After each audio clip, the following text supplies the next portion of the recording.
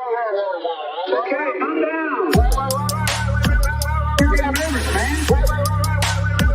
You got rivers, man. Okay, calm down. Hello and welcome to the Katie Halper Show. Thank you so much for coming. Thank you so much for joining us tonight. We have a great show tonight, as always. We have two different segments. And before we get started with our first segment, and you're really going to enjoy our first guest, you're going to enjoy all of them. But before doing that, got to remind you to like the stream. It's a very easy way to support the show. Give it a thumbs up. Also, if you haven't already, please subscribe. Subscribe and then hit the bell. That way you won't miss any of these streams. And also, if you can, please do support the show at Patreon, patreon.com/The Katie Halper Show. Again, that's patreon.com/The Katie Halper Show. And coming up soon on Patreon, you'll be getting early access to a little interview that I did with none other than Jeremy Corbyn. So many, many reasons to join the Patreon. If you can afford it at $5 a month, that's when you get the extra access, extended interviews. If you can't afford that, you can still support the show and make it happen, because we really couldn't make it happen without your support at the $1 a month level. That's just $12 a year. And again, that's patreon.com/The Katie Halper Show. So during the second portion of tonight's show, we're going to be speaking to Lauren Steiner and Nadia Ahmad about how they organized a secret surprise protest at the DNC, and also why Nadia is filing a complaint, or actually already did file a complaint with Chicago police against the Democratic National Committee. But we are first joined by someone making his Katie Halper Show debut, Ashish Prashar, who is a formerly incarcerated political strategist, human rights activist, and writer. And he is working on a bunch of really important initiatives and efforts related to the genocide that's happening right now in Palestine. And he's worked with politicians of various parties, but he's calling them all out right now for their complicity in genocide. So welcome, Ash. How are you? Hi, great to be on. Thank you for having me. Thank you. And I hear you have a hype man, a little yeah, he's running out the door as we speak. Okay, yeah. Well, I think he's just probably giving you he's trying to pump you up for tonight's interview. Totally. So we thank him for his enthusiasm.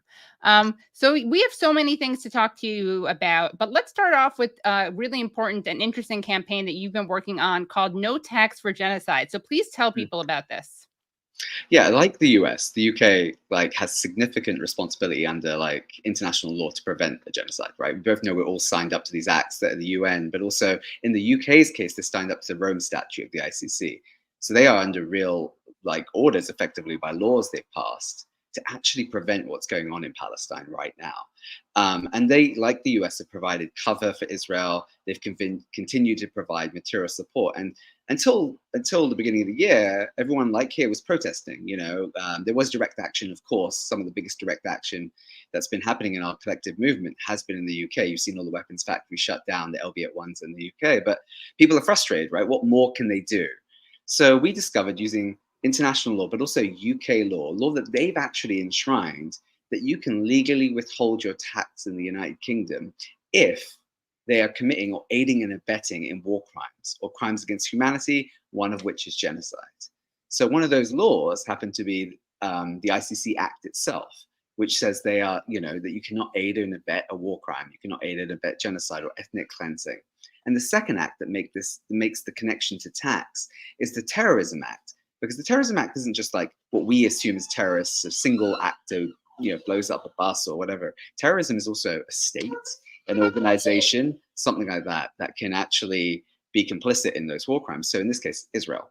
So, and whatever the interesting thing about tax, as you know, groups can be funded. Let's say the US's favorite example is Middle East organizations funded by Iran. They keep mentioning how they're backed by Iran, that Iran does this, Iran funds this, Hezbollah, whatever, right? And they use that to sanction Iran, right? They use that to sanction a country that the taxpayer has no potential opinion or has any influence over what their government backs. Well, those laws can be used against the UK themselves. So the UK taxpayer is now currently complicit in aiding and abetting a genocide. And actually, because of these two acts, they don't have to aid and abet in that genocide. In fact, they can actually hold their government to account. And how we do it is you don't stop paying your tax, you withhold it. It goes into a trust that the government will have access to when they stop aiding and abetting a genocide. So you're actually still contributing. It's in a trust that the government will have access to, but they will need to prove to citizens that they are no longer aiding, abetting, supporting, or being complicit in this genocidal action. And so what do people who want to participate in this in the UK do? And then tell us the relevance of this for the American audience. Right. So what the UK do, I mean, a lot of people right now just have to sign up. There's a website for No Tax For Genocide.co, and like they just sign up right there. And what they do at that point is just say they're interested in doing this. And the easiest people who can sign up are freelancers, of course, because you have to file your own taxes. Independent contractors, small businesses. You're in control of your relationship with government. The complicated relationship where we need to support people is people who are payee, which is effectively your employer, like takes your tax out and submits it to the government, right? There is a complicated relationship there about you having to inform your employer you don't want to pay tax, and we will help people through that. And the reason this is important for people in the US, and I know the laws don't apply directly over here, right? But we're at that point where the more alienated we can make the United States and Israel, the more alone they can feel on the global stage. It's really important. Right now, when you hear people like Kirby and Matt Miller and even President Biden and Vice President Kamala Harris say that the international coalition there to support Israel. Well, let's just be real. It's the US, Australia, and a handful of countries in Europe. It's not an international coalition. As we chip them away, the US is alone in this support.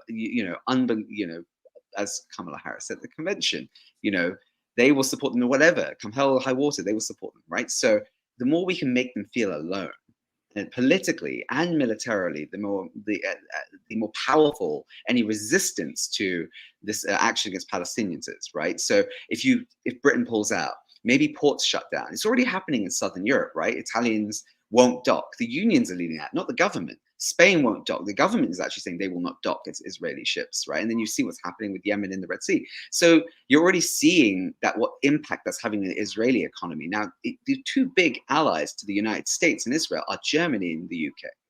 And if we can cut them off, because these laws also apparently apply in Germany too, right? If we can do this there as well, right, it leaves the US alone on an island. And maybe they want that, and that's fine. But the reality is, diplomatically, we will have no say. We'll never be able to mobilize people like you behind the Ukraine in the future or any other action we want in the world, because we're alone participating, aiding and abetting in this genocide. Right. And it, of course, as we've pointed out several times on this show and others have, this is actually, the United States is violating the Leahy law, which says that you cannot give material support to governments that are violating human rights. Obviously, we violate the Leahy law constantly. And the irony is, like, we are. Well, I have a thing. I think the US is effectively trying to trial a new run of international law. I reckon they are currently ripping up every norm we have, every law we have, and seeing what we're willing to accept. I mean, that's where we're at with this right now. We're in a place where I think they're trying to rewrite law and the societal norms right now in front of us. And it's up to us to resist in every way possible to stop that happening, right? While I don't agree, while I don't believe these international laws written after World War II, the majority of them were written for the global South or written for, frankly, the citizen. They were written for the powerful governments that won that war to protect, to make sure nothing ever happened that they couldn't control. There is power and radical action in using those laws against those individuals and maintaining them and rewriting them in a shape that represents all our global needs, not the US's push for this. They are basically showing that none of it means anything right now and trying to rewrite what's acceptable to us. Like, we want it to be acceptable, those images that we're seeing out of Gaza right now. They want it to beheaded children. They want to say that this is all in the name of self-defense, and whatever language they use to justify it is normal. And the reality is, like, we need to resist our governments more here, because look, I truly believe, like, what the people who are going to protect Palestinians on the ground is the resistance. Like, and that's whether it be Hamas, Hezbollah, all the rest of the groups that do that, they will protect Palestinians in the end. Our sole job is to resist our governments, to shut things down, to make sure that our governments cannot aid, abet, so our public is not complicit in these atrocities taking place in Palestine right now. And that should be our primary goal as a society, is to shut everything down to make sure we don't support this. You know, it's fascinating because you are very bold, and you don't pull your punches, and you don't mince words when you're talking about what's happening in Palestine, when you're talking about the resistance. And people may be surprised that you've worked with people like Boris Johnson and Barack Obama. Tell people about your personal political trajectory and journey, I guess starting off with the incarceration. Yeah, so I was incarcerated at 17. I stole a bunch of stuff from a store called Harvey Nichols in the UK, which is kind of like the Saks of the UK, if people want to know, if we want to reference it. Um, you know, I came from a broken home and like effectively a bunch of kids doing stupid stuff. And I was sentenced to a year for theft, which was egregious. But, you know, anyone who knows the US justice system knows that it punishes brown and black kids a lot more than it punishes other kids. And the UK is the same, right? We were sentenced to a year. And it was because of my grandparents and my aunt who fought to get me out. I was out in 4 months. They fought the Justice Secretary. Ironically, the Justice Secretary working for Tony Blair, who ended up being one of my future bosses at the time, to make sure to argue that the sentence was too much and he had a good family home to come home to and we'll take care. Because of my grandfather, I met this amazing author called Donald James. He wrote loads of books about growing up working class in World War II. And one of his book launches, I met a former editor, and I was only 19 at this point, or 20, just about to turn 20, a former editor of the Sun newspaper in the UK. And that editor, my granddad did the whole, like, he just threw me in front of him and said, so he wants a job. And in that room, the guy didn't ask what I did. You know, he just said to me, you know, we all make mistakes. Do you want to come work at the Sun in a couple of weeks? And it was like the thing that changed my life. And it's ironic because I think when we think about who believes in progressive policies, I think sometimes we are so easy to pitch people as a group and how they believe it, not individuals. Like this guy was Rupert Murdoch's right-hand man in the UK. And yet he was a working class white kid that grew up in Essex, really poor. Like the last working class, like kind of editors of that generation. Now everyone goes to Oxbridge, right? Like now, like you don't get that kind of like connection to the working class, but like he just saw a kid who made a mistake, right? And because of him, I ended up going to, and this is someone who's, my family's not conservative. Very progressive, but like I had a criminal record. So I followed my boss. He went on to be David Cameron's director of communications. I was ended up being a press officer, and he threw me on Boris Johnson's first mayoral election campaign in 2008 and just said, don't F it up, you know? And it was my first shot and we won. You know, in London, which is not a very conservative city. As you know, you just interviewed Jeremy Corbyn. It's not a conservative city at all. But, you know, we ran on like a very progressive platform for a conservative at the time, right, in 2008, right? It was a different time, I think, pre-Brexit in the UK.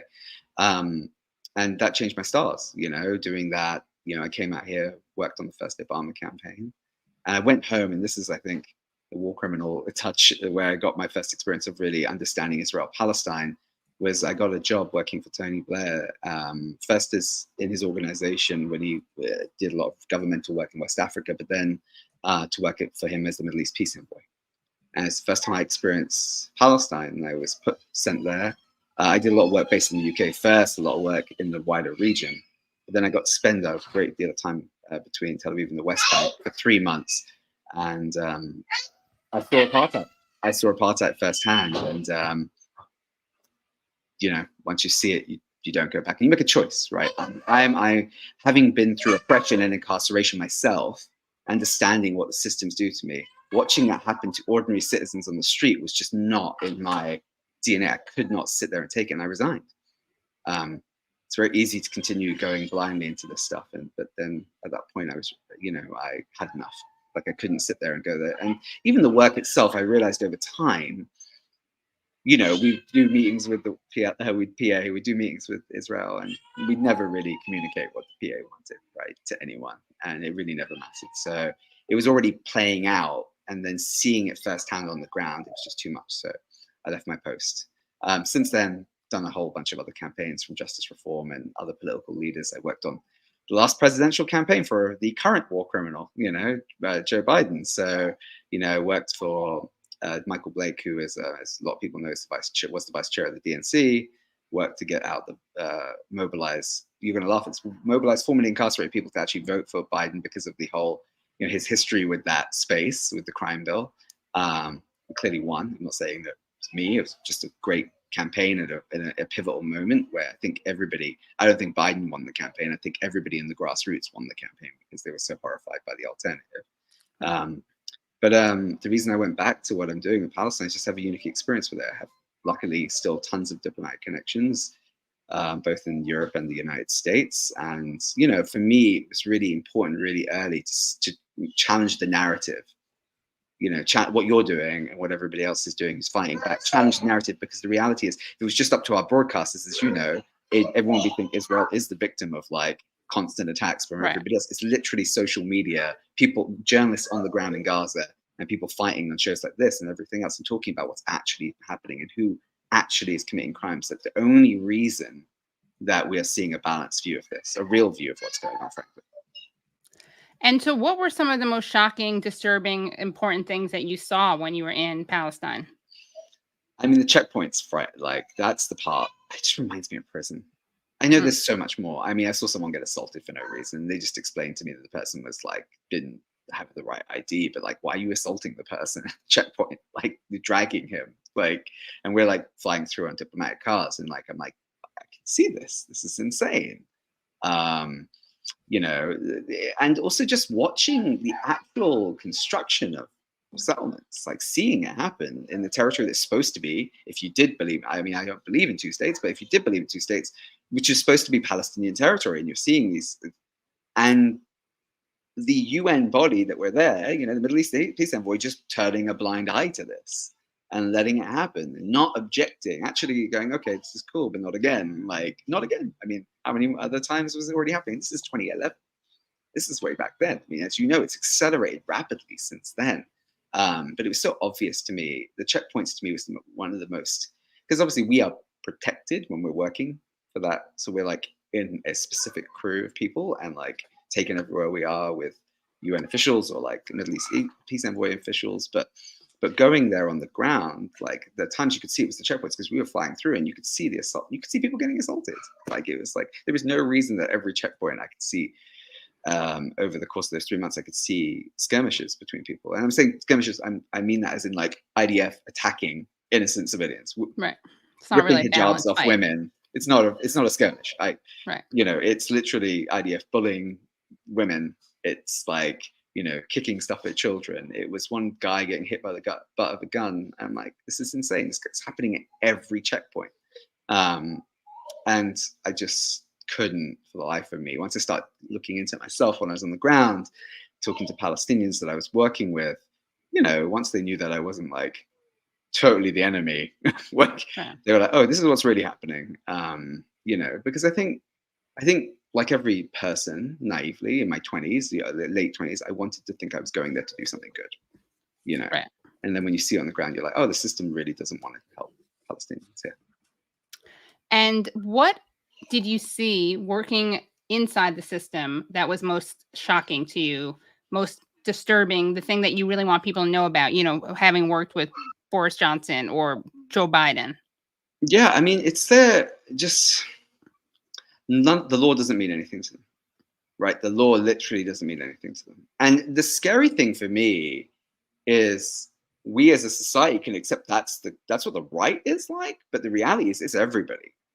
Right. I mean, look, I chose to go work for Tony Blair, knowing he did Iraq, right? But I thought I'd make a difference. I thought, oh, the UN's overseeing this. We're going to go do this and going to make a difference. But even then, the politicians were more powerful than the UN body that could actually enforce anything, right? They were well, no, there's nothing to see here. The law is meaningless to them, and it is one law for them and one law for the rest of us. I think that is the most scary thing here. It's the gaslighting that you're seeing today with Palestine playing out in real terms. They've been doing this for years. It's just that there was no counterpoint, right? And I think the reality is what they're willing to rip up to create what I call a new norm, a new society, is really, really scary. The fact that we have AI unregulated weapons that the US and the UK and Germany are making, assassinating just any human they see in Gaza. And I think when you see those press conferences with the State Department, it's we'll look into it. We're going to get the IRF to go. I mean, this is criminal intent happening in front of us. And I think this has started, I'd say pre 9/11, but the acceleration of this is 9/11, right? When we accepted Iraq was going to happen, when we accepted that illegality, we have basically allowed we've allowed a path for this to continue. We marched. I remember the UK, 2 million people. Jeremy Corbyn was the anti-war protester, marched to say no to this. That was not in our name at all. Still went ahead with it, right? And the fact is, people went home. They knew people would go home eventually. And I think the difference between Gaza in this is Iraq, we didn't see the atrocities till years later, right? I remember those famous pictures published in the Mirror by one Piers Morgan, who is a complete racist. But the reality is he was a good editor of a newspaper and broke the story on some of the torture happening in Gaza, in Iraq. If it wasn't for those, we would never have known about some of that stuff till WikiLeaks, and way later, frankly. And those pictures like shocked the world. Now we see them hourly, and yet they've done so much of it and not responded to our calls to this to stop. They are trying to create a new norm where this is acceptable. Abu Ghraib was unacceptable, and still we continued a bit, but like people were at least at the soldier level held accountable, not at the political level. Right. Like we're never, and the fact is they thought, okay, so politicians have got away with it. And I would argue that Barack Obama caused some of that. I would argue that like the forgiveness post his election of water under the bridge, if you don't hold people accountable for their war crimes, then you're never going to hold them accountable now. So it's up to the public right now. It's up to us to resist and hold our politicians accountable. And this is an everyday action, right? Like I know people think it's stupid to like harass and harangue and make them feel isolated. But like somebody said to me once, like, you know, what about their kids if people are standing outside their house? I'm like, what, are you not watching kids in Gaza's heads being blown off right now in front of your eyes? Why should I care about Matt Miller's kids, Antony Blinken's kids, Joe Biden's family? Why should Naomi Biden have a peaceful time in New York and go out partying when her father is literally massacring children by like the bucket load at this point because they're being weighed?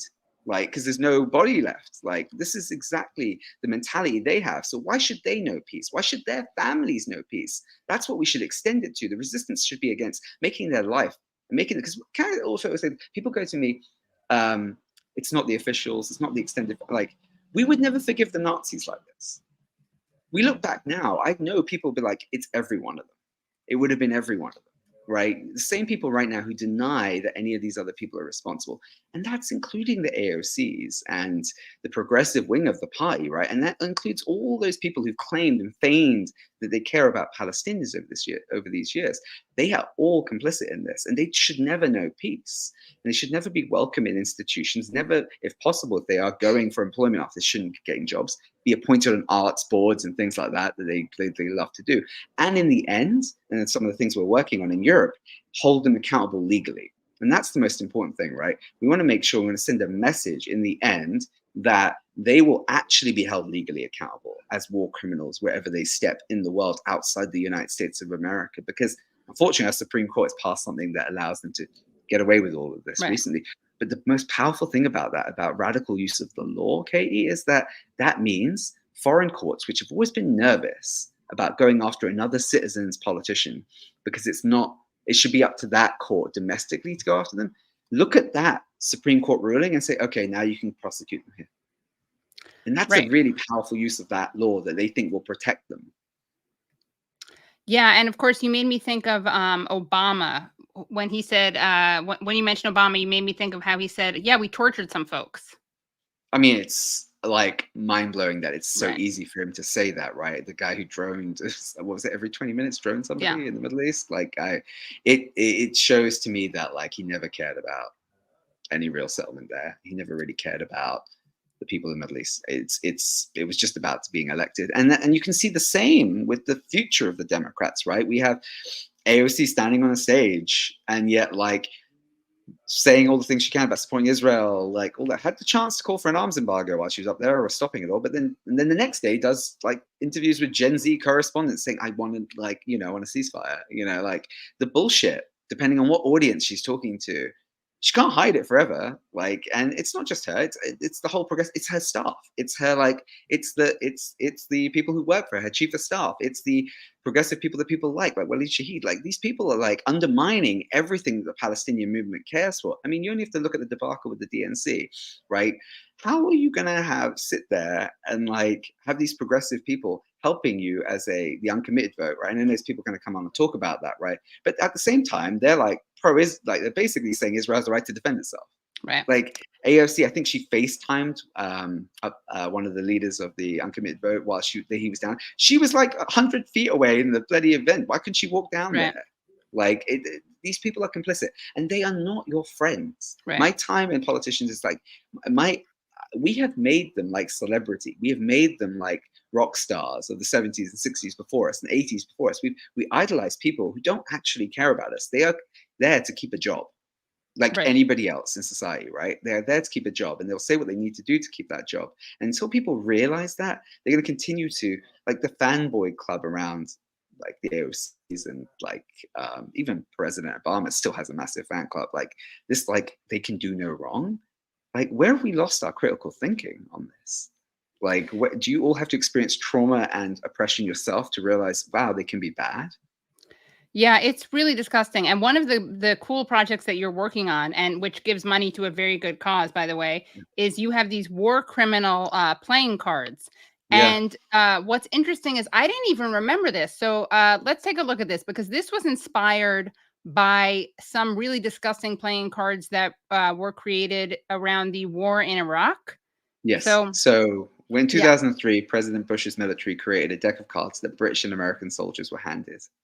And those deck of cards had Saddam Hussein's face on them and all his leadership. And the goal of those deck of cards was to hunt, capture, and kill those people. Effectively, US soldiers would go out there and look at them, and if someone looked like them, they would shoot them. They weren't even like that good at trying to find any of these individuals. They just shoot people who they'd get away for crimes because they would say, oh, well, he looked like one of the people. So when this started, immediately I connected with a few old friends of mine. I was like, and by the way, let me just add that as of 2021, all but 4 of the 52 most wanted of those Iraq criminals have either died or been captured. And that was created by the U.S. Defense Intelligence. Yeah. So you can see that, like, it was, you know, and they were actually, it's so funny because when Gaza started, it was the 20th anniversary of those cards. Literally the week before Gaza, it was September 30th. It was the 20th. So they're like I saw that, and I have colleagues in the UK who still have a deck of cards who serve in the UK service. I'm like, oh my God. So I wanted to create something originally for the media, so they would understand who was behind the war crimes that we're seeing in Gaza right now, in Palestine right now. So create this deck of cards. Effectively, this is it was designed by a Palestinian. That's the box, and it has effectively all the people from the U.S. war cabinet, the Israeli war cabinet, but also spokespeople who literally create consent for these crimes. Matt Miller, you know, Kareem, you know, and also people who carry water for this genocide. People like Hillary, who went on TV and spread mass rape hoax lies, like literally have done that, right? Foreign leaders who've been out there spreading these lies. So, you know, yes, it's obvious to have people like Antony Blinken, like, on one of these cards. There we got it. But, you know, why shouldn't Matt Miller be held responsible for this? Why shouldn't he, for the rest of his life, be known as a war criminal? Why shouldn't, you know, John Kirby, who is everybody's most detestable human being, be known as a war criminal? And the reason the spokespeople mean so much to me, as someone who was a former press secretary and communications director, one of the most disgusting things about Iraq was Nicole Wallace in the US and Alistair Campbell in the UK rewriting reports to claim there was WMDs. They knowingly went there. Neither of them has ever seen a day of justice. Neither of them has ever been prosecuted for their crimes. And Nicole Wallace is on MSNBC. Yes, 100%. And Nicole has a show. Alistair Campbell is like loved in the UK. It's kind of like he's rewritten his history, like he had nothing to do with these war crimes. Both of them, and it's about the Obama comment earlier on. When you let those war crimes pass, you allow for the next generation of comms directors to create consent. They can literally lie to your face. They are lying to every journalist as they stand at the podium of the State Department. They are lying to the public, but they are let out there unchallenged, saying all these things that happened around October 7th, giving no context from before, and being allowed to create consent amongst our public for these horrific crimes that we're seeing in Gaza today. And the reality is that, you know, some of the things with these cards. So when we originally created for the media, I realized really quickly that a lot of the US media didn't care. They didn't want to, you know, there are people like yourself and other people who like actually are reporting this with the mainstream, like New York Times, like they didn't want to know that bunch of, except a handful of reporters. They knew what was going on. They just were following orders effectively. So we ended up making it for the public because we realized there was a massive information gap. And in February, we released 1,000 decks and they were gone in 3 days. And in July, yeah, 3 days. It was crazy because there was so much demand about like this, and also educating people. It was about educating people. Why these people were in there. There's information about them, and online with the Instagram page attached to it, there was like what their war crimes were, which is really important. So people could educate future generations, people right now, parents, frankly, you know, in-laws, like I have to. Like so, but then we partnered with someone I know, Dr. Gassam Abusata, who I know people who follow you know. You know, he's the world-renowned, frankly, reconstructive surgeon. Was working in Gaza at the beginning. Has worked in multiple war zones. Has never seen anything like he's seen. And we're partnered with his children's fund, which is set up a clinic in Beirut. And he basically takes the most affected surviving kids, like people who've lost arms, because people don't realize when you're amputated, if you want to continue to grow the limb, you have to do surgery again and again so the bone continues to grow. And children with burns top to bottom. And he does what they can to reconstruct their lives. So he set up a clinic in Beirut to do that. They evacuate people when that stopped because Netanyahu won't let any more people evacuate, but they were evacuating children up there to help them, give them some sense of normality. So every dollar, every single dollar from these cards goes to him. And the reason they're $30 is that, you know, people, I want to know that we want to raise as much money, and they've got the best doctors already. Like people have quit their jobs, they're doing I can't think of another word but God's work. These all over the world to come there and actually do this work. They need supplies. It's all about supplies. Like every dollar they can do provides the aid, the medicine, the bandages, everything that they can get their hands on to make sure that this clinic is the best clinic it can be for those children. Right. Well, yeah, and here's the little you have a cute little graphic. I think that's on your Instagram page, and people want to know where you can get the card, so we'll make sure we put the link in the description. But I wanted to show some clips of some of these war criminals. Of course, one is, I think an obvious one, right, is Kamala Harris. Wanted you to react to some stuff that she said at the DNC. America, we must also be steadfast in advancing our security and values abroad. As Vice President, I have confronted threats to our security, negotiated with foreign leaders, strengthened our alliances, and engaged with our brave troops overseas. As Commander-in-Chief, I will ensure America always has the strongest, most lethal fighting force in the world. And I will fulfill our sacred obligation to care for our troops and their families, and I will always honor and never disparage their service and their sacrifice. Lethality. We join-aside. I mean, watching them cheer is the hardest thing. Watching her speak, I think I've got used to them lying and saying crazy things. Right. Watching an audience of 20,000 supposedly liberal, progressive people stand and cheer that on, and lethal, to your point. Like watching them cheer that and think that was a good thing. Yeah, it's really like disturbing. You know, somebody sent me a meme about it from Europe.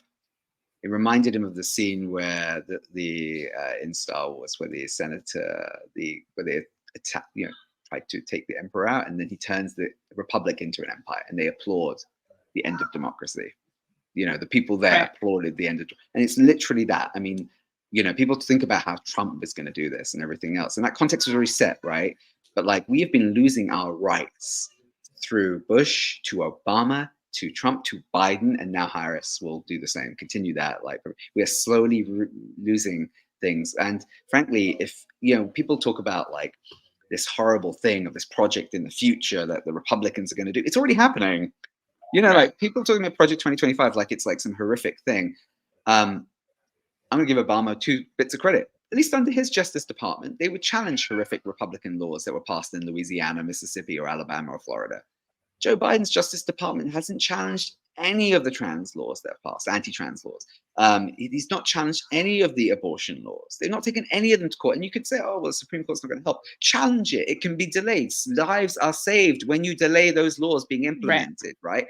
And to make matters worse, like they are like just ushering in more Republican policies at the border. Like this is not your friend. This is not your auntie. This is not your colleague. This is not someone who cares about you. She cares about being president.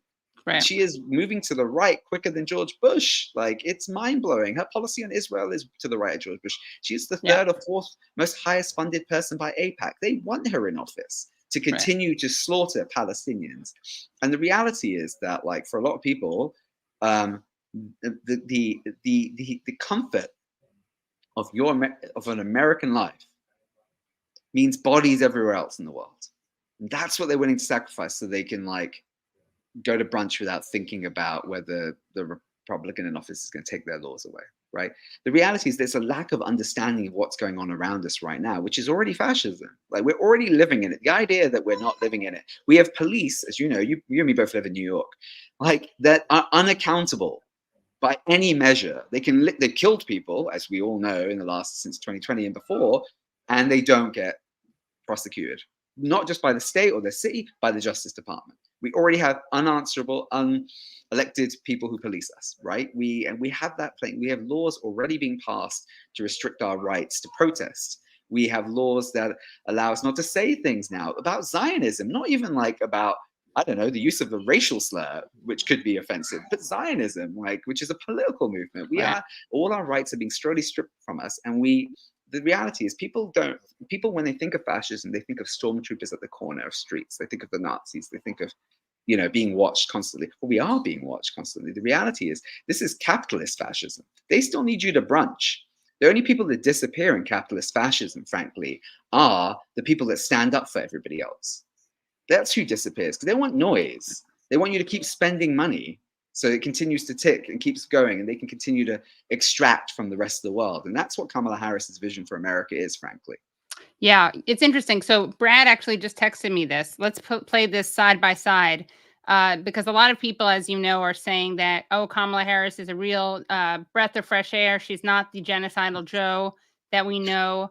But let's take a look at how different they are in their rhetoric. And this was tweeted out by Zay Squirrel, who's someone who has done amazing research. He's on Twitter and he's done I don't know if it's a man or they've done amazing research on the Hamas rape hoax. So let's take a look at this comparison. The war in Gaza, President Biden and I are working around the clock because now is the time to get a hostage deal and a ceasefire deal done.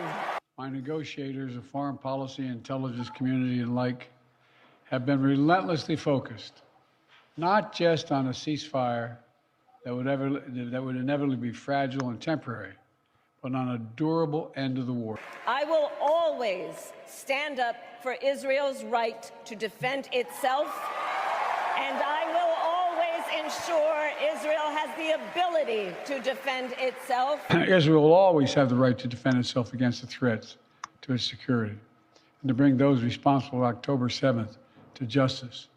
And the United States will always ensure that Israel has what it needs to defend itself.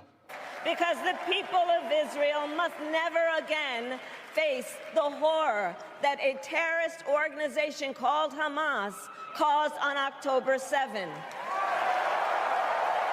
including unspeakable sexual violence. Ordinary Israelis whose lives were forever marked by the shattering event of Hamas's sexual violence and ruthless brutality. At the same time, what has happened in Gaza over the past 10 months is devastating. And the Palestinian people have endured sheer hell in this war. So many innocent lives lost. Desperate hungry people fleeing for safety over and over again. The scale of suffering is heartbreaking. Too many innocent people have been killed, including thousands of children. President Biden and I are working to end this war such that Israel is secure, the hostages are released, the suffering in Gaza ends, and the Palestinian people can realize their right to dignity, security, freedom. A better future for the Palestinian people, one of self-determination, dignity, security, and freedom. So identical. Identical. I mean, he would never have anointed her. I mean, you know their relationship. She's Right. best friends with Beau before he passed, right? He would never have anointed her and endorsed her so quickly if he wasn't happy with the fact that she was going to continue his policy work, right? And Yeah. the horrors they are going off, I know when I time it's just that they are going off the fact that there is a limited understanding of international law. There's a limited understanding in America of the history and context of what's happened in Palestine.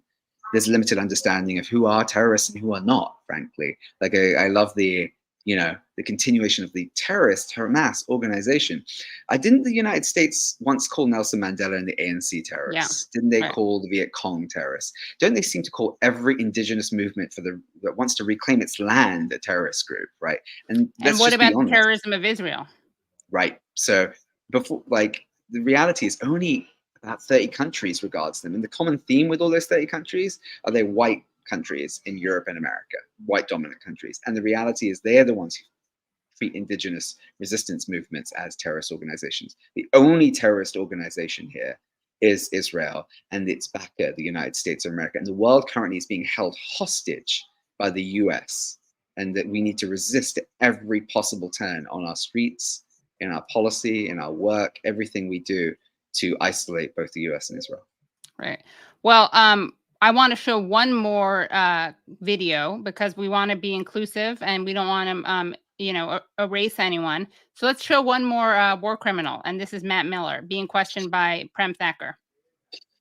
Really an independent investigation if the alleged culprits are the ones conducting the strike? What I said, we thought it's appropriate for the government of Israel to investigate. They have said to us, and again, as I said, I'm not attesting to any of these facts. I can tell you that we intervened with them. They provide us answers. I'm providing them to you. And what they have said is they went to these agencies and asked for information, and it wasn't forthcoming. Sure. So on that note, on you said that the Red Crescent, the UN hasn't provided answers. Will you move to verify those claims?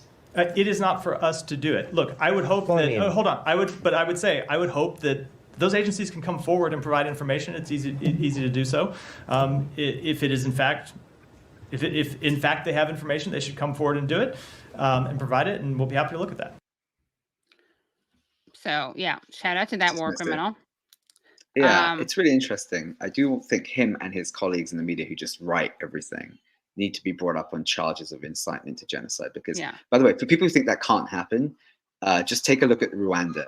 The biggest prosecution of genocide cases was against the media in Rwanda, right? It was. And Western institutions are not immune from that. So you think you don't like Jake Tapper? If we need to get international lawyers together to go after these people who've worked with Matt Miller and Karine and other Democrat spokespeople behind the scenes to craft that narrative to get out to the public, and they can be held accountable. Right. Yeah, I mean, and one other thing that they've pushed, and this is atrocity propaganda. That's why they talk about the Hamas rape hoax all the time, because they want to kind of like reach people's like lizard brains almost, so that they think that these people have done this. They think they're monsters, and then that justifies everything. And it is so upsetting that they talk about the sexual violence. The DNC platform mentioned it. Kamala mentioned it. And nobody has talked about the actual verified rape that has been documented, that has been on camera, that Israelis have protested for the right for soldiers to commit, that the Knesset member has said is justified. I mean, they are silent on that. These people don't care about rape at all. They don't care about women at all. No. They don't care about sexual violence. It is purely politicized, and it's so disgusting. And the double standard is just so infuriating. But also using that same trope, who else do they use that against domestically? black men. Black men, yeah. Let's just be real. Like, we recently had Yusuf speak at the DNC, which I welcome as someone who's formerly incarcerated. Having someone up there with such a powerful story, but continually the monster man goes back to the crime bill, frankly, and Hillary Clinton and Joe Biden calling them super predators. Super predators, right? Black men in America have been subject to that same. They go after your women, the innocent white woman, the innocent woman. And they are subject now, the target predominantly is brown men in the Middle East. They go after our women, like they go and rape them because they want that atrocity thing that's back in the back of your head because you've heard it so many times and you've watched it through Hollywood and other propaganda that you've been subject to for the last 20, 30, 40 years. That you believe that instantly without any challenge, not the crimes that, the Israelis who literally, as you said, are outwardly protesting for the right to rape. Right. So disgusting. Yeah, really disgusting. And of course, it was like with Gaddafi, they said that he was giving Viagra to the army. Yeah, same thing. So wanted to just show one more clip, and this is actually something you mentioned that you and I are both based in New York. This is actually something that happened to you in New York City. Here's a news clip about something that put you into the media spotlight yourself. Investigating a confrontation at Park as a potential hate crime. The alleged victim says that he was accosted because of the color of his skin and the scarf he was wearing. CBS 2's Naveen Dhaliwal has the story from Fort Greene. As Ashish Prashar stands near Edmund Park, I don't even know if they'd registered how bad it was at that moment. Your son, go away. Why? Yeah, you cannot take it's unclear what led up to the moment before the video, but the attack is caught on camera. Get away. A woman went on a rampage Tuesday morning as Prashar shielded his 18-month-old son on the basketball court. She told me she's Jewish American and I don't belong here. That's how it started. Then the woman throwing more insults. You're a terrorist. You don't belong here. And she told me several times that I didn't belong here. Prashar stunned as things got worse. She threw her phone viscerally at both our heads. And I ducked and it missed both of us. And at that point, I put my son on the ground behind my legs. And when I looked back up, hot coffee was coming towards my face. Nearly missing his son. She targeted me because I'm wearing a Palestinian scarf. I'm wearing an Arab scarf. She stopped once a bystander against the fence stepped in. Prashar, whose family is from India, is appalled that he has become another case of mistaken identity and a victim of a possible hate crime because of the color of his skin. I'm Punjabi. I was born in London. But it doesn't mean I don't have solidarity with anyone in the world who is seeking to be free. And after the two recent hate crimes in the Sikh community, one fatal, now he wants local leaders to address the bias louder than ever. It's been carried over from everyone from India to North Africa and the Middle East in the middle. We're not safe. Simply that. And our children are not safe. Prashar says he's never seen this woman before, and now police are investigating this as a possible hate crime. So far, no arrests. In Fort Greene, Brooklyn, Naveen Dhaliwal, CBS 2 News. So can you update? First of all, really sorry that happened. And how old is your son? He's two, nearly 2.5 now, but he was 18 months at the time. 18 months. 18 months. And can you update us about this case? Yeah, so I did a grand jury appearance. It moved really quickly. She was arrested. She surrendered, frankly, and I have to thank New York, frankly. I don't think there wasn't a mum in New York or parent that didn't mobilize to try and find her. There was posters from Fort Greene to Grand Army Plaza that had nothing to do with all over looking for her, taking screenshots from the video that I posted. I owe New York so much and the public, but she surrendered because of that, not because of the police. She surrendered because her world was getting small. Someone found her in Whole Foods, put a photo out, tagged the NYPD, and I think she just had to surrender. So she surrendered 2 weeks after it happened. It was November 7th, so a month after October 7th. She surrendered 2 weeks later. I did a grand jury appearance in December. They found her unanimously that it had to go to trial. And since then, it's just been court appearance, and she changed lawyer, back and forth. We should find out soon if she wants to go to trial or take any prospective deal that the district attorney of Brooklyn offers her. This is also complex for me, as you know, someone who's been in prison. I don't believe in prison, right? I'm an abolitionist. I don't think prison is going to be good for her or any other person involved in this. We've healed as a family. We don't, I have the reason I wear that scarf isn't because of what's happening now. I was gifted it by a Palestinian mother in 2011 when I worked in the West Bank, who said I would do the right thing before I resigned. So that scarf has a lot of meaning to me. Where my son was wrapped in it when he was born. That's how much meaning that scarf has to me. So, when someone does something like that to you and believes in you, there's a connection, and you take it with you. So this woman, hopefully before September, in a week, will know if there's going to be a public trial or whether the DA offers her something. And look, I don't really think jail's great, but if she wants to go to trial, I can't see. I mean, you never know with a trial, but like everyone who's watched that video, forget what my race is or my scarf is. The idea is they see a toddler.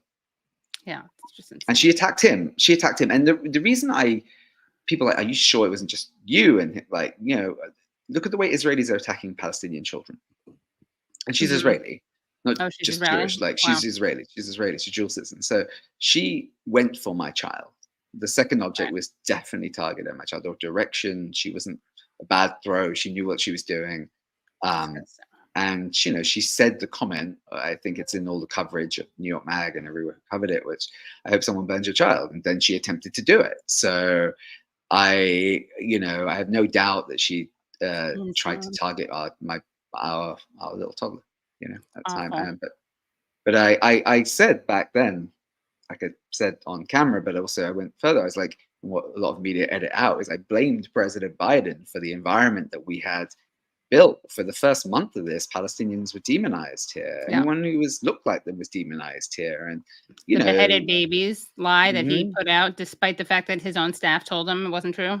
100%. And they said on one of the interviews, I think Pix 11 didn't edit it out, that like more people will be attacked. More people will have worse outcomes than what happened to me and my child. A few weeks later, those boys were shot in Vermont. Right. And he hasn't called them. The president still hasn't called them. If you are showing what our administration, what Kamala and everyone else believe in, this is what they believe in. Violence towards the oppressed, ironically, in this, and empowering the oppressor, whether it be Israelis in the streets of New York or Israelis or the Israeli occupation in Palestine. Right. Well, Ash, thank you so much for joining, and really want to thank you for participating. How generous you've been with your time, and please come back, and we'll link to all your projects in the description. Thank you. Appreciate you. Thanks so much. Thank you so much. Have a great night. Well, that was amazing, inspiring, obviously also upsetting, and we're going to keep the show going. If you haven't already liked the stream, please like the stream. Give it a thumbs up. Where are we on likes, Brad? Let's see, where are we on likes? Let me take a look. We're pretty good on likes. Good job, guys. Good job, and keep liking. We're going to keep the show going, though, as promised, and we're bringing on our next two guests. Nadia Ahmad is a DNC delegate from Florida, DNC Interfaith Council co-chair, DNC Women's Caucus Executive Committee member, part of Delegates Against Genocide, and a law professor from Orlando. She's also part of Ceasefire 2024. And she's filed a complaint with Chicago police against the Democratic National Committee over the Islamophobic attack she experienced at the Democratic National Convention, which we'll get into shortly. And Lauren Steiner is an activist, organizer, and independent journalist based in Asheville, North Carolina. She's fought against fracking, the climate crisis, education privatization, and the Trans-Pacific Partnership, TPP, and for net neutrality, clean energy, Medicare for all, racial, economic, and environmental justice, and Palestinian human rights. On her internet show, The Robust Opposition, she interviews organizers, activists, authors, and progressive elected officials and candidates. So welcome, Nadia and Lauren. Hello. Hi, thank you so much Thank for you so joining. much. Thank you for having us. Of course. So, we're going to show this video of what happened to you, Nadia. We have two videos actually capturing this moment. But before we do that, and in fact, we showed this last week to viewers. We talked about this last week. Before we do this, both Lauren and Nadia, tell us about the context, how you planned to do the protest that you engaged in at the DNC. Well, I had been contacted in April about trying to approach all the 50 states Democratic conventions to get as many Biden delegates to flip to uncommitted as possible. it was a big effort, and I contacted Davida Ginsburg from If Not Now, which is the group that I organize with, along with Jewish Voices for Peace, to see if she would help me. And she said they don't do electoral work, but she put me in touch with two people from the Uncommitted movement, Abbas and a guy by the name of Seth Woody from Momentum Strategies. And they said, Woody called me and he said they didn't have the capacity to do the 50 states. They were just concerned about the 12 uncommitted delegates that they already had, keeping them through Chicago. So I kind of dropped it. It was too much of an effort. Fast forward to like the first week in August, I get called by a friend of mine who's a Jewish Biden delegate from New Mexico. He tells me the uncommitted folks in his state wanted to know if he would go to the convention and try to get as many delegates as possible to vote no on the platform because it had a very bad ceasefire plank. And he asked me what I thought of that idea. And I said, well, why don't you do a disruption like we did in 2016? Because as a Bernie delegate in 2016, I organized this TPP disruption where as soon as the first person from the platform committee came to the podium and said the word platform, we had a mic check, and then we all started shouting no TPP for several minutes. And it was very successful because we had like 2,000 Bernie delegates there, and most of them participated. So I immediately called, he said he would do it. So I immediately called Nadia, who had been on my show with Ryan Grimm the first week in July, because this was even before Biden dropped out, because they had both written articles saying that there should be an open convention. And I knew about her work with, Ceasefire 2024. So the two of us decided to try to contact all the people that we knew to see how many delegates we could get to do a disruption like this. And our goal was to try to get 30 delegates. And over the next 10 days, we couldn't get to people because we found out that a lot of the ceasefire delegates who had been elected in their local districts were nixed by the Biden campaign from coming to the convention. They didn't want to have any protesters or agitators. So we got maybe about 10 people, but slowly they started dropping out. The person who contacted me from New Mexico, somehow his state party chair got wind of it and actually said to him, if you do this, we're going to take your credential. You're not going to be able to come back to the convention, and you're not going to be able to do anything in the Democratic Party in New Mexico ever again. And so he feels like he wanted to be able to influence young people, so he bowed out. And then we had some friends of Nadia's in Texas who said they would do it, and then they bowed out. And then we had some people in Washington state who were Jewish, and then they bowed out. So we were down, like the day before this first day when Biden spoke, we were down to like 4 people. And I just said, all right, we'll just do a banner. And I was at a PDA event. I literally stole, whoever I stole this from, I apologize. I saw a white sheet, I nabbed it. And then I was going over to the Abandon Biden conference. Well, actually, they were relaunching as Abandon Harris. And I called Omar, who was in our group, not a delegate, but a supporter. I said, Omar, go get some paint. We're going back to the original thing. It's going to be Stop Arming Israel. See, we figured we wanted to start with that, but then we changed to Ceasefire Now because we thought Kamala's for a ceasefire, Biden's for a ceasefire, 78% of Democrats are for a ceasefire. Maybe if we chant that, people will chant with us. But once we knew we couldn't chant because nobody would hear 4 people in a room full of 4,000, we just decided we were going to hold up the banner with what we really wanted to say, which was Stop Arming Israel. And I painted it. We went back to Nadia's hotel room. I painted it there. And then we blew dry it. We took a hair dryer and blew dry it. So when she put it under her, it wouldn't get smeared. And we went into the bathroom. And I gave Brad a photo of this. So if you want to show it. Yeah. So there's Nadia sneaking it under her dress, right? Yeah. And she kind of put it down her pants.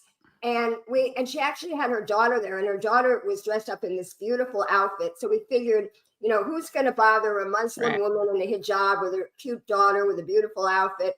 And they got in. And I'll let, Nadia take over the story from here. Great. Yeah, and I think it was a little bit I was a little nervous walking in. So you're nervous, but then you have to look calm as well, because if you Right. look nervous, you'll get detected. And then when we got through security, it was that was the moment, like, okay, now this is gonna happen. But then we had to wait. We weren't sure exactly what the schedule was. We wanted to disrupt during when Biden was speaking, and then there was a surprise around 8 o'clock. Vice President Kamala Harris ended up speaking as well, and so our plan kept getting delayed. Like our goal was, we had contacted some of the reporters in advance, was about 2 minutes into Biden's address, we would disrupt. And so we started counting down, but then people just kept applauding when he was there. So then I think we ended up doing it like a few more minutes into it. And we thought, okay, we're going to have the sign ripped off and taken away from us. And that'll be at the end of it. They may take us outside or arrest us. But whatever's, like, we were prepared to handle that. But in all the contingencies that we had, because we were on the floor, and so when we were on the floor, we only the people who have access to the floor are allowed to it. So my daughter wasn't able to be on the floor. I had to send her with a friend.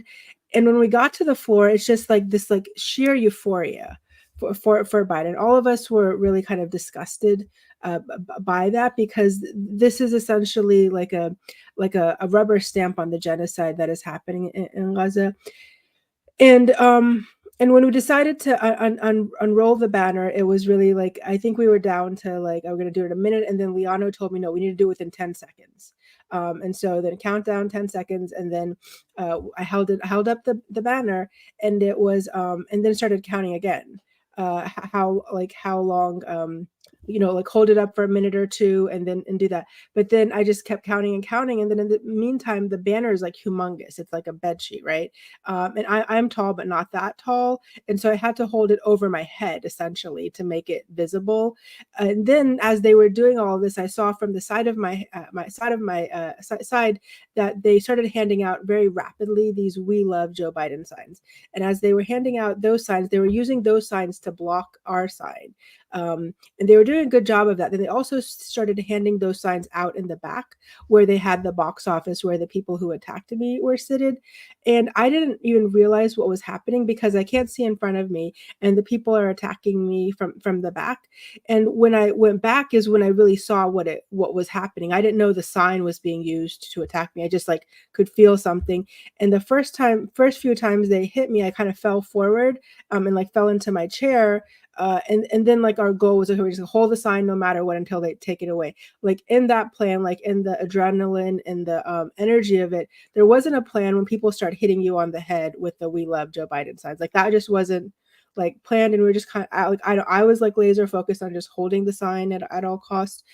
And when they started hitting, I was just like, okay, just stand up again and then do that. And then they started hitting again more. And then a short while later, they kind of just ripped the banner away from us. But this we thought would happen in a minute or two. It ended up being closer to 4 minutes because what they did is they actually dimmed the light. So we couldn't even see, nobody could see what was happening. Like they were trying to cover it up, but then in covering it up, they actually made it worse because they started hitting me. And then also when I looked over at the footage that Prem Talker had taken from Zatio, he actually showed, and Keila Lacey also from The Intercept had also taken some of the footage along with Ryan Grimm at Drop Site. And we could see later on that like the governor of Illinois is sitting in the box right next to them, along with like the DNC staff and the top level officials from the Harris campaign. And they just looked. And what really made me annoyed is like the governor of Illinois, as he saw this happening, like he's watching, like he's looking literally at it, and then just looks away and then starts looking back to what Biden is saying. It's like he doesn't care. It's like no bystander training or concern at all. Well, let's show first. Let's show you guys unfurling the sign, and then we're going to show you getting hit on the head, Nadia. Impossibility. Fail. Impossibility. No, this is the wrong. We're in the grip of a once-in-a-century pandemic. Historic joblessness. Calls for racial justice long overdue.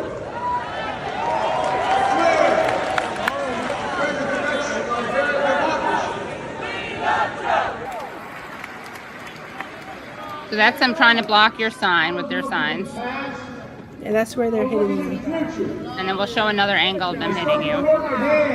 Yeah, you can see the thing moving. That's the guy hitting her with his sign.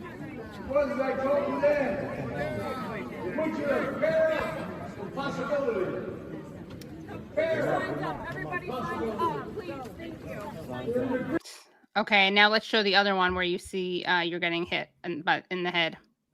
We had to meet. Was I told you that? Winter apparel. So again, let's just watch it again. You can see. You see? There it is. We had to meet. So, I mean, what did you think when this first happened? Like, what did you think was actually happening to you? I had no idea. Like, I had no idea a sign was being used. I could just felt something just like hitting on the head. I didn't know what it was. And then my mom asked me, like, why didn't you turn around and stop them or do that? And I thought, well, if I did that, then my sign will fall down. Yeah.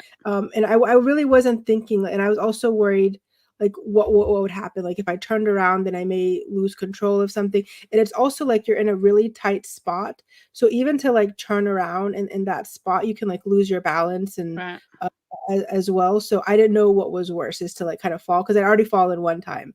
And I just like you don't really think about what's happening completely rationally. You're just trying to kind of get done. And when the security actually came through, it's not as if they escorted out. It's because Amy Goodman from Democracy Now! was there with photographers and videographers as well. And they also, I think, had at least 2 camera people there. And they were actually beating her up with the sign. And when they realized it was her, like literally hitting her with beating her. And then when they saw it was her, one of the ladies was like, "Oh my gosh, I'm so sorry. I love you. I didn't know it was you." Like, if it was okay to be hitting someone else. And so when they realized it was Amy Goodman and Ryan Grimm there, what they started doing is basically blocking their cameras with other signs. So not only were they not letting us exercise our First Amendment rights, they were also inhibiting the freedom of the press, and that both of them were like credentialed. And it's just like completely unbelievable. And when the police finally showed up after like 3.5, 4 minutes, they were starting to take Liano down, because the woman who was sitting next to him. And that's one of your fellow protesters, right? One of the other delegates who happens to be Jewish. Yeah, no. So there was actually another Muslim delegate who was from California, who was also part of this, and he had brought somebody who was a state, either a candidate or somebody who was elected from California, and she actually had a baby with her. So that was like another decoy that we had. But once everything started getting violent, then like they had to leave right away, because it's like literally a baby. But they don't care. They don't care. So they left right away. So then right next to Liano came another woman, and this woman was starting to get aggressive with him to try to cause an altercation. And so this woman that was there, because she was causing the altercation, that's why security wanted to remove them. But by that time, Amy Goodman was there, and she was asking Liano questions. And so I remember the security officer saying something to the effect that you need to come down because we're scared that somebody may fall down, because it's just kind of at a steep angle. And so he said that, you can go outside and answer your questions. So Liano left, followed by this slew of reporters and videographers. And Isam and I were just like left standing there because they didn't remove us. We didn't do anything wrong. We just held up the sign. And in fact, the people who were hitting us from behind, they didn't do anything to them at all. It was just like completely like surreal that this was happening to us. And Lauren, where were you when this was happening? I was in Nadia's hotel room, and it was hysterical because we were told, I had read that Joe Biden was going to be on early and that Hillary Clinton was going to have prime time. So I guess, I don't know, maybe he was offended by that and they put him in prime time. But he wanted to prove that he could stay up late, that he wasn't sundowning. Yeah, exactly. It wasn't past his bedtime. Right. So I was getting, really antsy, and I had all these reporters. I should give a shout out to Melissa from Code Pink, because she was helping with publicity. Garriga. She had sent press releases to everybody, and she had what she called friendlies, who were, Prem Tucker he used to be with The Intercept, now he's with Viteo, and Akilah Lacey with The Intercept. I was in touch with Ryan Grimm from Dropsite News directly, and somebody from Al Jazeera and Democracy Now! So basically, I told Melissa when we figured out this plan, I said, make sure they get to the Florida delegation, for Biden's speech. And that's all we told them because we didn't know. And the same thing with the AP person. I had the AP person calling me because she had met Nadia at the Bandon Harris press conference. And what she did wrong was and this went out to all AP is wire service. So all the people picked it up. She called them abandoned Biden protesters. And I had to contact her and say, why did you say that? They're not abandoned Biden. They're Harris delegates. Second of all, they're not protesters. They're delegates. She almost made it look like protesters got into the hall. And that's not the story. The story is they're attacking their own delegates. And that's what Akilah Lacey, in her long article on it, was able to get right. And to show how tone deaf that was. And then these guys were on Democracy Now! The next day. And Issam was talking about, because he's Egyptian. He's an Egyptian immigrant. And he's been in this country like maybe 2 years. He's actually a professor. He was at Wesleyan. I don't know if you knew that. He was at Wesleyan teaching political science. And now he's starting at Cornell. But anyway, he was in an Egyptian jail because he was running against the military dictatorship. He was in the opposition party. So that's what military dictators do. They jail you. And as soon as he got out, he fled to the United States. So he was telling Amy Goodman how, here I'm going to the land of the free and the home of the brave. I sort of put this line in his head, actually. But you're not really free, because the irony is here you have the Democratic Party who's running on democracy versus fascism. And they're the ones who are, beating delegates over the head with a sign that has the word love in it for merely expressing their First Amendment rights to stop a genocide. I mean, the irony is so thick, you can cut it with a knife. Yeah, you can't make it up, the metaphor. And Nadia, tell us about who participated in this attack on you, because you have you tweeted out a formal complaint that you filed against Jamie Harrison, who's the chair of the Democratic National Committee, and you go through the individuals who participated in that. Can you talk about who they are? We can also show that on the screen if you want. That. Yeah, sure. You're welcome to share the message that I shared on the tweet. So the complaint was to Jamie Harrison as the chair of the Democratic National Committee, and we were actually told to file the complaint. And so I specifically named the people who were assaulting us. They were Brent Booker, Michael Sabatini, Michael Hellstrom, Oscar De La Torre, and Scott Gustafson. And Scott Gustafson was actually the one who first started hitting me really hard. And then one of the Michaels started hitting as well. And then Brent Booker also partook in that. And then the other Michael and Oscar, they were actually part of kind of really violently pulling away the sign at the very end. And so on Wednesday, I went and filed. And this is, by the way, this is the Laborers International.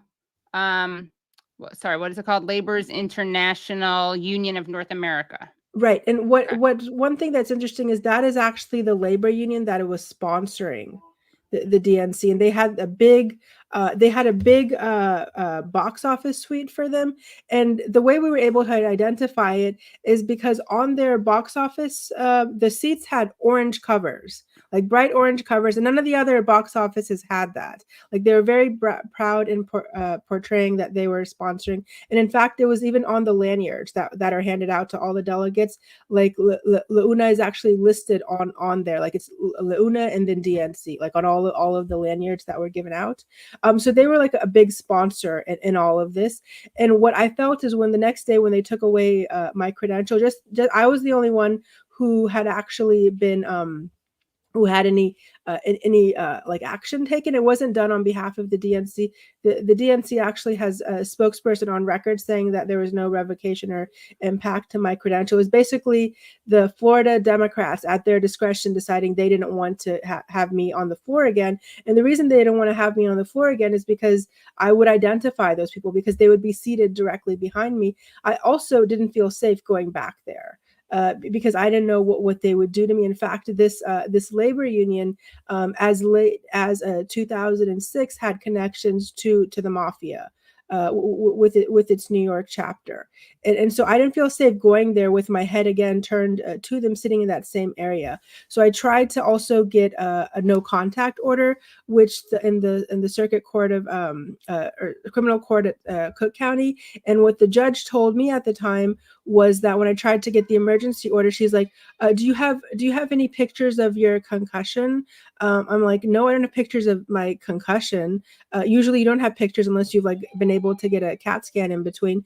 And then she told me that that you actually you have to also be concerned about the impact this would have on their career and ability to get a job. So, just forget aside the fact that, I've been a victim of violence, and I've never had to go through this process where I have to, even though I'm an attorney and a law professor, I haven't appeared in court in over 15 years and have to go there as a victim, even as somebody who knows all these things. It's really horrifying to just try to go there, fill out the complaint, and then go fill out all these forms. It's really takes a lot, and then to really have them do nothing, and just kind of left with having to file an official complaint to the DNC, which they haven't really done anything about. Progressive Democrats of Florida had also followed up, but really it's just horrifying that, and even Ash, who was just on a little while ago, talking about these types of horrific violent crimes, and nothing's done about it. I mean, and the governor of Illinois is looking on as it's happening, and just nothing. Also, I mean, this is a pretty newsworthy story, and I haven't seen anyone outside of progressive and alternative media bringing this up at all. Has anyone approached you from any corporate media? They've approached me, but they haven't covered it. Right. Well, CNN, Jake Tapper and Abby Phillip did do something. Whoa, and I was really impressed. They didn't show the hitting. I don't know that they were aware of the hitting, but Jake Tapper introduced it you would not have seen this if you were watching this on network TV. But here's what happened. So and he just showed the protest banner. He showed the banner. Okay. And I love that, because Abby Phillip was the one. I never tire of telling this story. I'm sure you remember it, Katie. Yeah. When during the debate, she says to Bernie, why did you tell Elizabeth Warren that a woman couldn't be president? And he said, well, I never told Elizabeth Warren a woman couldn't be president. And she turned right to Elizabeth Warren and says, how did you feel when Bernie Sanders told you? Completely it was beyond infuriating. His answer. So she's I'm not a big fan of hers. So I was pleased to see at least she did this, Yeah. And somebody actually told me that the reason why they were kept handing out all the signs to hide our sign was because Jake Tapper was actually looking directly at us, because he was seated right in front of us, and so they were concerned that he would catch, he would see it, he had already seen it. It was a matter of if the news would actually pick it up, and they just did a horrible job of managing that. Right. Well, I want to show a clip. I want to contrast what happened to you, because when I showed this last week, I said, can you imagine if this happened to someone in a yarmulke? If someone hit someone wearing a yarmulke with the sign, it would be discussed as an anti-Semitic attack in headlines and nonstop media coverage. And I want to contrast what we saw happening to you, where you're obviously hit on the head intentionally by someone, and you're wearing a hijab, and that didn't get any mainstream coverage, but you got tons of mainstream coverage of this Jewish student who claimed that she was stabbed in the eye, and here's the footage of it. See, she's in the middle of the protest. She's recording. There's people who are all around her. They're wearing their keffiyehs. They're doing their thing. They're moving by. Okay, I don't know, exactly what's happening here, but there's just a lot of people moving around. All right. Someone comes close. Okay. Oh, there's the flag. And so, then she goes, ow, ow, my eye, and then winds up on Piers Morgan and wall-to-wall media coverage. Well, CNN has to have their stories about this conflict. I put conflict in, or war approved by Israel. And, I think it was Wolf Blitzer used to work for the APAC. Jerusalem Post. Yeah. And APAC too, yeah. Yeah, so I mean, it's really horrible. I mean, what I'd like to see more exposure of is the Anti-Defamation League, which was just called by Wikipedia unreliable source. Now, Wikipedia isn't exactly a bunch of lefties, you know, Right. and they said because, and I knew this from the beginning, because that Jonathan Greenblatt, who's horrible, he's having a revolt amongst, even within the ADL, people don't like him. Right. That's true. Because Yeah. he's calling every single Free Palestine protest an anti-Semitic incident. Right. And of course, they don't cover the fact that, you know, half of the organizers are Jewish, half of the participants are Jewish. And that's why, you know, I support If Not Now and Jewish Voice for Peace, because they've been doing so many great actions to bring attention to this. You know, and me being Jewish, I think this is the worst thing that's happened in my lifetime. Not that there haven't been worse genocides with more people being killed in like Rwanda or Cambodia, but this is the first one that's happened with my tax dollars in my name. So, you know, I'm getting a lot of flack now for people who, you know, I'm not voting for Kamala Harris. I'm voting for Jill Stein, and I'm in a swing state. And I'm getting a lot of flack on Facebook for that because, you know, they all have Trump derangement syndrome. They all think that, you know, this Project 2025 is going to come to fruition. I can tell you that Trump does not have the attention span or the discipline to implement a 900-page blueprint. And also, you know, they also say that he's going to be worse. Well, how can he be worse than somebody who is funding, supporting, and arming a genocide, you know? And they're the ones that are in power right now. And for her to say that she and Joe are working around the clock on a ceasefire deal is such an obvious falsehood. The only thing she's working around the clock on is trying to avoid a media interview where she'll be confronted on her views. And I actually did a protest of her back in 2019 at her Beverly Hills fundraiser. And, you know, we were standing right outside the house. This is one of my more creative ones. We can only get a handful of people at the last minute. So what I did was I printed up a sheet, a flyer on her horrible racial justice record, you know, in all of her years, and her horrible racial justice record. And I will put the link to something called Kamala's Receipts, which was compiled by somebody on Twitter who was chased off Twitter, but the document still lives on WordPress. So I will link this. It is the most comprehensive compendium of her record yet. And so we were handing this out. We dressed nicely. We left the megaphones and the signs in the car. And we were handing this out to the fancy people that were coming. This was Jeff Shell, the president of Universal Pictures. And Kamala was just on Rachel Maddow. And both of those, you know, MSNBC and Universal are owned by Comcast. And on her interview, Rachel Maddow said, I think you are going to be the next Democratic nominee. So they were all working for her. Everybody was taking these things. They thought we were part of the greeting committee. And then finally somebody read it and they're like, uh-oh, we better escort these people directly from their cars to the front door. And that's when we broke out the megaphone and the chants and we started reading the flyer on the megaphone. But, you know, she is only, I was in California for 33 years. The woman has no ideological principles. Right. She shifts with the wind, whatever the political wind tells her is popular. She's only dedicated to her own advancement. And my belief is she will never come out against arming Israel. She's taken $5.3 million from AIPAC, and she's addressed their conference twice. And even if she waits until after the election to do it, she knows full well they will take her out and she will not get reelected. So I think anybody that thinks that she's going to be better because of some weak rhetoric, and, you know, when she said, I'm speaking, that was a mask off moment. That's what she really thought. It's about her. Right. And even the next day when she said, I hear you, we're working around the clock, we got to bring the hostages home. She referenced the hostages twice, right, but never said a word about the Palestinians. So I really feel like it's a very bad environment out there right now. And we're learning, as you know, Katie, what a PEP is, Progressive Except for Palestine. These are people that I've organized with on a multiplicity of issues, and they refuse to see this for what it is. And it's just appalling. Yeah, well, Nadia, what are your thoughts on Kamala versus Trump? Well, guys, thank you so much for coming to the show. This was so great. What a wonderful show. And we went really long, and we are going to make some of this Patreon only. So if you haven't watched this live and you want to see the full chat, and there's some interesting kind of behind the scenes revelations, then make sure you go to patreon.com/The Katie Halper Show. Again, that's patreon.com/The Katie Halper Show.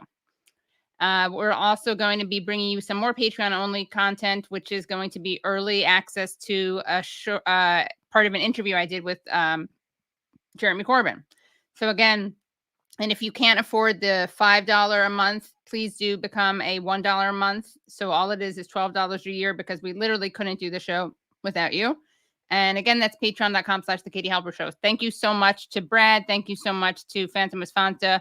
Thank you so much to Nathan Newburn for research. And thank you so much to Ash, Lauren, Nadia, and to everyone who came. And did I thank you, Brad? Did I thank you already? Okay, yeah, thanks again to Brad. And we will see you next week. Bye, everyone. Okay, I'm down. You got members, man. You got members.